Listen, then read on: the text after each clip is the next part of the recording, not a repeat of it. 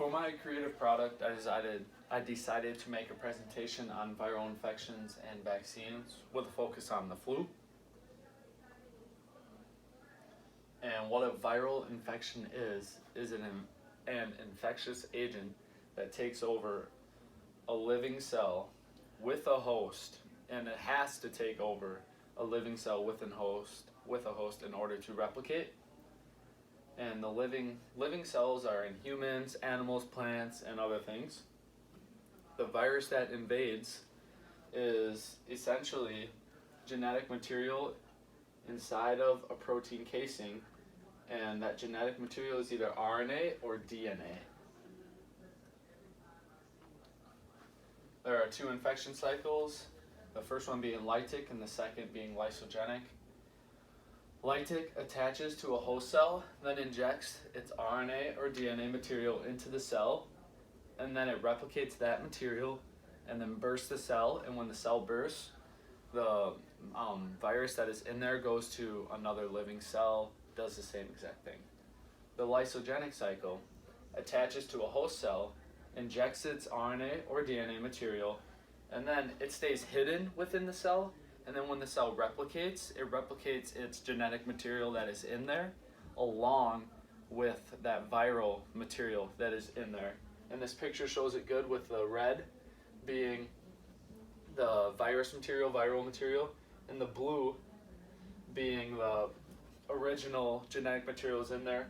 It does its replication process, splits, and then now the virus is in both those new cells, and it does not burst as compared to the lytic cycle. The influenza, also known as the flu, mutates faster than most other viruses. The flu is the lytic cycle, which, as I mentioned, turns the host cell into a viral cell, copies the viral genes, and when the cell bursts, it sends more of the virus out to other cells to do the same thing. The influenza is an RNA virus, which RNA viruses replicate faster, and there's no proofreader. And what I mean by proofreader is, in DNA, there's a proofreader that when the cell is going to replicate, it goes through and it finds something that's not supposed to be there, takes it out, fixes it, and keeps going on its way. The RNA does not do that. It just kind of replicates what is there already. And then there are over 100 different subtypes of the flu. Vaccines. What vaccines are trying to do is help your immune system to try to eliminate stuff that's not supposed to be there, to help you develop an adaptive immunity, which is creating a memory of what the invader looks like so your body can fight it off for future reference. Vaccines depend heavily on recognition. Three types of vaccines that are received mainly. One is a live vaccine, which is just a weaker version of the virus. The next one being an inactive vaccine, which injects a pathogen, and the pathogen does not develop into the full-blown disease, because then it would be really hard for your body to fight off, but it's a smaller version that helps your body fight off the disease. And this is not essentially long-lasting immunity. And then the subunit vaccine uses part of an antigen to form the virus, and all of these are trying to create an immunity for your body, so when you recognize it, your body can fight it off faster and you're not sick as long. And when your body is fighting it off, that is when you are coughing, sneezing, getting all of the symptoms of the flu or the common cold. That is when your body is fighting it off. The flu vaccine. As I said, there's more than 100 subtypes of the flu, which makes it difficult to make a vaccine because two versions of the flu can combine, and that, you just can't control what the flu does. But the last few years, doctors have been really good at making predictions on guessing the new strands for the upcoming flu season, which has made the vaccine that much more effective.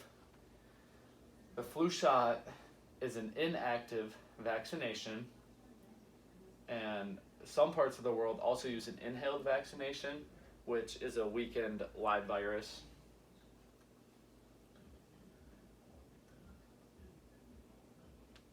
My questions I had when I was doing this and reading about the material in class or how many people get the flu each year. And I found out it varies between states, but didn't really get an exact answer, but 46% to 81.1% of children, varying in states, get the flu vaccine, and 33.9 to 56.3% of adults get the flu vaccine, again varying between states. How effective is the flu vaccine? CDC estimated that the flu vaccine in 2017-2018 prevented 6.2 million illnesses and 3.2 million influenza-associated medical visits. I was also wondering how many people die from the flu each year.